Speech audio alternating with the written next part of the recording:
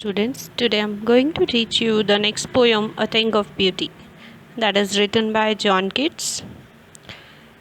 In this poem, the poet is a British romantic poet, John Keats, and he published his first epic poem, Endymion, in 1818. It's a narrative about the relationship between a goddess and her human lover. The poem is based on the Greek myth of Endymion, the shepherd who falls in love with the moon goddess Selene, whom the poet renames Cynthia. This extract, A Thing of Beauty, talks of how beautiful things give us pleasure and alleviate suffering and sorrow. The epic poem Endymion begins famously with the line, A thing of beauty is a joy forever, that is true.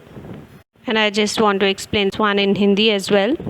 यहाँ पर जो narrative explain किया गया है romantic poet के through, तो उसमें एक रिलेशनशिप को शो किया गया है गॉडेस और उसके ह्यूमन लवर के बारे में। यहाँ पर जो ये पोएम है ये ग्रीक मिथ इसको बताया गया है एंडीमियन का। एंडीमियन जो है वो एक शेपर्ड था जैसे कि मून गॉडेस से लव हो जाता है, जिसका नाम मून गॉडेस का नाम दिया गया है सेलेन, जिसे कि पोइट ने रिनेम किया है सिंथिया से। ओके, उसका नाम उसने यहाँ चेंज किया है, सिंथिया नेम रखा है। और ये जो एक्सट्रैक्ट है अ थिंग ऑफ ब्यूटी, इसमें बताया गया है कि ब्यूटीफुल थिंग्स जो होती है वो हमें किस तरह से प्लेजर देती है और हमारी सफरिंग्स और सॉरोज़ को ख़त्म कर देती हैं। और एपिक पोएम जो है ये एंडीमियन, ये एक फेमसली लाइन से स्टार्ट होती है, अ thing of beauty is a joy for ever. जैसा कि आपने खुद भी अपनी लाइफ में देखा होगा कि जब आप बहुत ज़्यादा स्ट्रेस्ड हो जाते हो, सॉरोफुल हो जाते हो, बहुत कुछ सफ़र कर रहे होते हो, तो आप अगर कहीं जाकर एंजॉय करते हो अपनी लाइफ, कुछ नेचर को एंजॉय करते हो, कुछ ऐसी जगह हिल स्टेशंस वगैरह जाते हो जहाँ जाकर आपके माइंड को बहुत ज़्यादा रिलैक्सेशन मिलता है। That is completely true. और यही चीज़ इस पोएम के थ्रू डिस्क्राइब की गई है कि जब हम कभी भी स्ट्रेस्ड होते हैं या परेशान होते हैं तो हम किसी ब्यूटीफुल थिंग्स को देखने के बाद में हमारे माइंड पे जो इम्पैक्ट पड़ता है वो हमेशा के लिए पड़ता है। वो ब्यूटीफुल थिंग्स जो है वो आगे रहे ना रहे, लेकिन उनका इम्पैक्ट हमेशा रहता ही है। Let's come to the next slide in which about the poet is mentioned. Okay, means something about John Keats described here. John Keats 1795 to 1821. This is the time. 1795 is the birth time and 1821 is the year of his death. Was a British romantic poet. ये एक British romantic poet थे. Although trained to be a surgeon, Keats decided to devote himself wholly to poetry. Means as a surgeon उन्होंने training ली थी, लेकिन उसके बाद भी उन्होंने डिसाइड किया कि वो खुद को पूरे तरीके से पोइट्री के लिए ही डिवोट करेंगे। Keats secret his power to sway and delight the readers. और कीट्स का जो सीक्रेट था, his power to sway and delight the readers, कि वो रीडर्स को कैसे अट्रैक्ट करे, कैसे खुश करे, वो सीक्रेट जो था उसका lies primarily in his gift for perceiving the world and living his moods and aspirations in terms of language. और इन टर्म्स ऑफ लैंग्वेज उनका जो मूड है और उनके जो एस्पिरेशंस हैं उनको जीने के लिए जो मतलब ये गिफ्ट माना गया है, ये प्राइमरीली शो किया गया है यहाँ पर in his gift for perceiving the world and his moods and aspirations in terms of language. The following is an excerpt from his poem Endymion. और ये जो एक्सेप्ट दिया गया है, ये जो पोएम दी गई है उनकी, एक पोएम है एंडीमियन, उसका एक छोटा सा हिस्सा है द पोएटिक रोमांस, जिसे कि कहा गया है Endymion a poetic romance. The poem is based on a Greek legend in which Endymion a beautiful young shepherd. ये एक ग्रीक लेजेंड है जिसमें कि एंडीमियन जो है वो एक ब्यूटीफुल यंग शेपर्ड है and poet who lived on Mount Latmos. और शेपर्ड और पोएट है जो कि माउंट लैटमॉस पर रहता है। Mount Latmos is the place. Had a vision of Cynthia, जो कि किसकी साइड देखता है, सिंथिया की।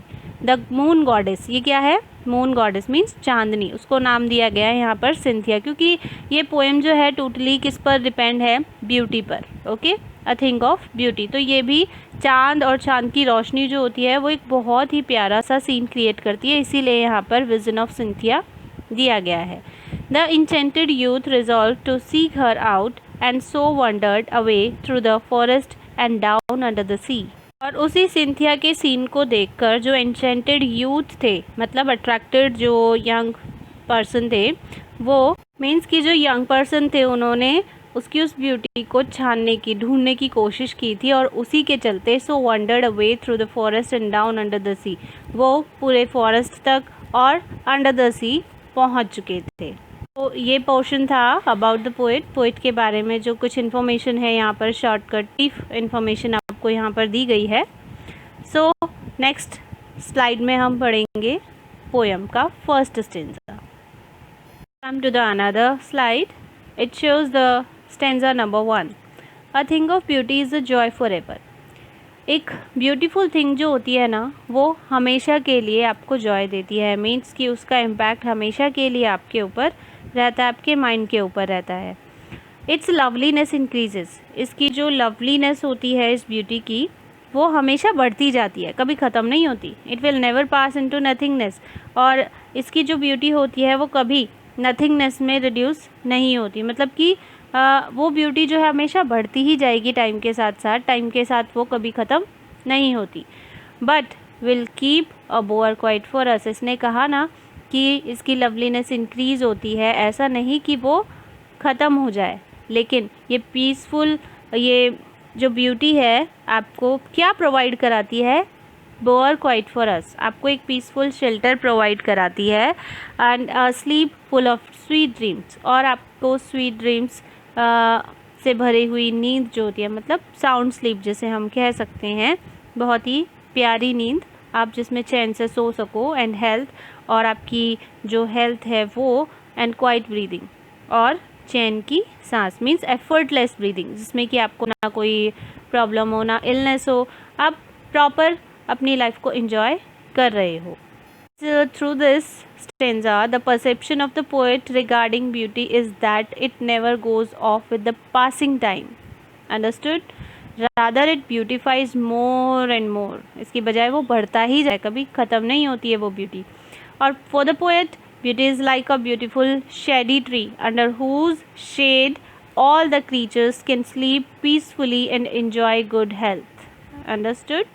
कि वो बोअर यहाँ पर क्यों मेंशन किया गया है, शेडो के लिए मेंशन किया गया है, जिसके नीचे सभी टाइप के क्रीचर्स जो होते हैं, पर्सन होते हैं, एनिमल्स होते हैं, सभी आराम से चैन की नींद सो सकते हैं और गुड हेल्थ एंजॉय कर सकते हैं। To the next stanza, therefore on every morrow are we wreathing a flowery band to bind us to the earth, spite of despondence, of the inhuman dearth, of noble natures, of the gloomy days, of all the unhealthy and o'erdarkened ways, made for our searching. Yes, in spite of all, some shape of beauty moves away the pall from our dark spirits. और यहाँ पर poet ने क्या describe करना चाहा है, it's connected completely with the first stanza. First stanza में उसने ये चीज़ शो की थी कि एक ब्यूटी जो होती है वो एक लॉन्ग लास्टिंग इम्पैक्ट हमारे माइंड पर छोड़ती है, और उसने आगे कंटिन्यू किया है इस चीज़ को कि देयरफॉर, इसीलिए, on every morrow are we wreathing, कि हर सुबह ना हम जुड़े हुए हैं आपस में, a flowery band to bind us to the earth, कि अर्थ जो है, अर्थ से हमें एक फ्लावरी बैंड ने बांध रखा है।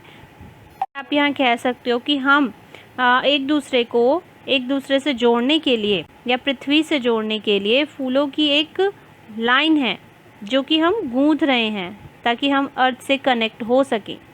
स्पाइट ऑफ डिस्पोंडेंस, मतलब डिस्पोंडेंस मीनिंग डिसअपॉइंटमेंट, की निराशा होने के बावजूद भी, of the inhuman dearth, inhuman होता है अगेंस्ट ह्यूमन वैल्यूज़, जो लोग दयालु नहीं होते उनके बारे में यहाँ बात हो रही है। डर्थ होता है लैकिंग होना, कमी होना, मतलब कि अच्छे लोगों की कमी होने पर भी, ऑफ नोबल नेचर्स, और नोबल नेचर वाले जो लोग हैं उनकी कमी होना, ऑफ द ग्लूमी डेज, निराशा भरे दिन होना, of all the unhealthy and over darkened ways, और अपने जितने भी अनहेल्दी मीन्स नॉट हेल्दी, जो मतलब बीमारियां चल रही है, कोई भी डिजीज़ हो रही है, उस चीज़ को लेकर यहाँ पर मेंशन करना चाहा है। एंड ओवर डार्कन वेज, और ओवर डार्कन वेज होता है मतलब कि डार्कन मीन्स होता है एविल, एविल मीन्स कि जो टाइम आपका अच्छा नहीं चल रहा है। Made for our searching, made for our searching means कि ये सारी चीज़ें जो है ना वो हमारी लाइफ को डोमिनेट करती हैं, मतलब हमारी लाइफ पर ना एक बहुत ही गहरा असर डालती हैं। Yes, in spite of all, हाँ, इन सब चीज़ों के होने के बावजूद भी, मतलब हमारी लाइफ में अगर ये despondence, inhuman dearth, noble natures, gloomy rays, unhealthy and over darkened ways, ये सब कुछ हो, उसके बावजूद भी some shape of beauty moves away the pall from our dark spirits. तो हमारी डार्क स्पिरिट से, dark spirit means sad inner souls से ब्यूटीफुल थिंग्स जो है, ब्यूटी जो है वो इस पाल को, पाल मीन्स क्या होता है, कवरिंग, कि ये कवरिंग है जिसने हमारी हैप्पीनेस को कवर करके रखा है। तो ये ब्यूटी जो है, ब्यूटीफुल थिंग्स जो हैं वो हमारी डार्क स्पिरिट से इस पाल को हटा सकती है, इस सैडनेस को हटा सकती हैं। मतलब कम्प्लीटली ये चीज़ डिस्क्राइब की गई है कि अगर आप अपसेट हो, अगर आप डिस्ट्रेस्ड हो, तो अगर आप कहीं हिल स्टेशन जाकर घूमोगे तो आपके माइंड पर ना वो चीज़ कम असर डालेगी, आपकी वो सैडनेस जो है वो बहुत कम असर डालेगी। किसको देखकर, उस ब्यूटी को देखकर, क्योंकि आप उस ब्यूटी में बिल्कुल खो जाओगे और वो ब्यूटी ही आपके माइंड पर इम्पैक्ट डालेगी, उस टाइम आपकी वो सैडनेस नहीं। So before starting the next stanza, I just want to show the recap of the last stanza. Through the last stanza, the poet wanted to show that how can we remove the pall of unhappiness, any despondence from our dark spirits. Only we can do this one through removing the cover from our dark spirits. Means we can do this one only through the beauty, because beauty shows the large and long lasting impact on our mind, okay, and it can remove any type of sadness from our mind. So after this one, in this stanza, the poet described here a lots of beautiful things here that can impact on our mind. Okay, let's start then. Such the sun, the moon, trees old and young, sprouting a shady boon for simple sheep, and such are daffodils with the green world they live in, and clear rills that for themselves a cooling covert make against a hot season. The mid forest break, जैसे कि beautiful जो things हैं अपनी इस अर्थ पे वो यहाँ पर डिफ़ाइन की है इसने, जो आप नेचर में देख सकते हो। सन है, मून है, ट्रीज़ ओल्ड एंड यंग, पुराने और नए पेड़ जो हैं, वो पेड़ जो हैं वो स्पेशली उनका वर्क क्या होता है, sprouting a shady boon for simple sheep, means कि एक नॉर्मल सा क्रिएचर है शीप, उसके लिए भी छाया का एक बून, बून मतलब वरदान, छाया का एक वरदान ये पेड़ देते हैं। मतलब कि ये जो शेडी एरिया है अंडर द ट्री, उसमें सिंपल शीप भी इजीली पीसफुल शेल्टर फील कर सकती है। Okay, and such are daffodils with the green world they live in, और डैफोडिल्स जो हैं वो फ्लावर्स हैं, डैफोडिल फ्लावर्स येलो कलर के फ्लावर्स होते हैं। और यहाँ पर एक और ब्यूटीफुल सीन को क्रिएट किया गया है कि वो ग्रीन वर्ल्ड, मतलब कि जो प्लांट होता है वो ग्रीन कलर का होता है और उसमें जो फ्लावर लगा हुआ है वो येलो कलर का फ्लावर लगा हुआ है, तो वो एक बहुत ही ज़्यादा ब्यूटीफुल सीन क्रिएट करता है। And clear rills that for themselves are cooling covert, rills जो होती हैं वो होती है स्मॉल स्ट्रीम्स, छोटे छोटे जो झरने होते हैं उन्हें कहा गया है। यहाँ पर छोटी छोटी नदियाँ होती हैं, वो उसका जो पानी होता है वो बहुत ठंडा होता है। तो क्लियर रिल्स को ठंडा रखने के लिए कूलिंग कवर्ड जो है उनका, कवर्ड क्या होता है, shelter of bushes. Okay, means कि वो क्लियर रिल्स जो हैं वो साफ़ पानी की छोटी छोटी सी नदियाँ जो हैं उनके पानी को ठंडा करने के लिए, जो अगेंस्ट द हॉट सीज़न, गर्म मौसम में भी वो पानी ठंडा रहे, उसके लिए कूलिंग कवर्ड वहाँ पर गॉड ने क्रिएट किया है कि जिससे कि वो पानी ठंडा रह सके। मतलब कि क्लियर रिल्स के दोनों तरफ आपको छोटी छोटी बुशेस मिलेंगी और उन बुशेस की वजह से ही वहाँ का पानी ठंडा रहता है। And the mid forest brake, brake होता है छोटी छोटी झाड़ियाँ जो जंगल में उगी रहती है, जैसे कि आपने देखा होगा, ब्रेक मीन्स थिकेट, झाड़ी जो होती हैं, जगह जगह आपको बहुत सारी झाड़ियाँ देखने को मिल सकती हैं, बुशेस। और जंगल में ये सारी चीज़ें जो हैं कहीं भी आप जाओगे बाहर और एनवायरनमेंट में देखोगे तो ये सारी चीज़ें ना बहुत ही ब्यूटीफुल एनवायरनमेंट क्रिएट करती हैं। तो यहाँ पर इसीलिए पोएट ने इन ब्यूटीफुल थिंग्स को शो किया है, जो कि आपके माइंड पर एक इम्पैक्ट डाल सकती है, जो कि लॉन्ग लास्टिंग होगा, कभी ख़त्म नहीं होगा। It will never pass into nothingness. To the next stanza, and as the last stanza, some of the beautiful things are remaining in this stanza, which is described through the poet. Okay, let's continue. Rich with a sprinkling of fair musk rose blooms, and such too is the grandeur of dooms we have imagined for the mighty dead, all lovely tales that we have heard or read, an endless fountain of immortal drink pouring unto us from the heaven's brink. A beautiful description is given here through the poet. और last stanza में उसने एक line last वाली use की थी, the mid forest break, उसकी line आगे continue की गई है कि जंगल में जो छोटी छोटी झाड़ियाँ उगी हुई हैं, rich with a sprinkling of fair musk rose blooms. Musk rose जो होते हैं वो क्या होते हैं, एक टाइप के फ्लावर्स हैं। मस्क जो है वो रोज़ आप कह सकते हो, रोज़ की तरह फ्लावर्स होते हैं। तो वो फ्लावर्स जो है वो उन झाड़ियों में लगे हुए हैं। And such too is the grandeur of dooms. और इसी तरह हम यहाँ एक और चीज़ शो करेंगे डूम्स के बारे में। डूम्स क्या होता है, रून्स मीन्स तबाही, मीन्स कि जो तबाही है यहाँ डूम्स है उसको भी एक शान बताया गया है। कैसे बताया गया है, क्योंकि जो अपने माइटी डेड हैं, मतलब शक्तिशाली लोग जो हैं वो माइटी डेड, जो दूसरों के लिए अपनी जान देते हैं, जैसे कि हम कह सकते हैं हमारे आर्मी पर्सन जो होते हैं जो दूसरों के लिए अपनी जान देते हैं, उनके बारे में हम कह सकते हैं उनकी जो तबाही हुई है उसे हम एक शान का नाम दे सकते हैं, क्योंकि उनकी जो लाइफ उन्होंने दूसरों के लिए स्पॉइल की है, रूइन की है, वो उस चीज़ के लिए कोई भी उन्हें आ नहीं सकता। Means that is the beautiful feeling, because this magnificence and beauty surpasses grandeur of the domes that we have imagined for our mighty dead forefathers, जो हमारे पूर्वज हैं या फिर पास्ट में जिन्होंने हम लोगों को फ्रीडम दिलाने के लिए या किसी भी रीज़न की वजह से दूसरों के लिए अपनी जान जोखिम में डाली, दूसरों के लिए अपनी जान दे दी, उनके लिए हम यूज़ कर सकते हैं। All lovely tales that we have heard or read, और वो सारी प्यारी प्यारी कहानियाँ जो हमने सुनी है या पढ़ी हैं, वो सब कुछ भी ब्यूटी में ही आता है। An endless fountain of immortal drink pouring unto us from the haven spring.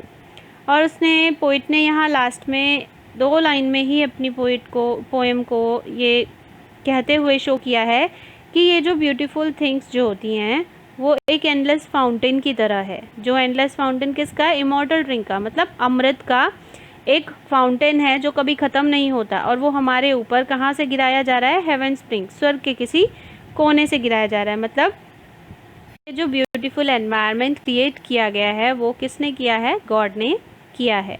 कि वहाँ जैसा कि स्वर्ग में, स्वर्ग के नाम से ही हम ये चीज़ इमेजिन करने लगते हैं कि वहाँ का बहुत सुंदर एनवायरनमेंट होता है, बहुत प्यारा सा सीन होता है।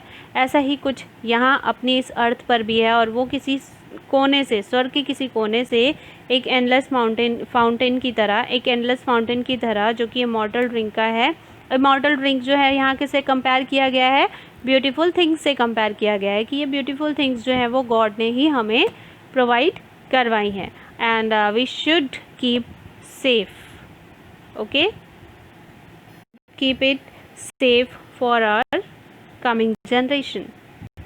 So I hope students you have understood this poem very well, because it's a very important poem for all of us to keep our environment safe, because it is like an immortal drink that nature's endless fountain pours into our hearts, is a source of immense joy for us. क्योंकि ये beautiful things जो होती हैं ना वो हमें खुशी देती हैं, और जिन्हें देखकर हम खुश हो सकते हैं, तो उस चीज़ को सेव करने में को I think no problem will be there. So if any problem you have then comment here. Thank you.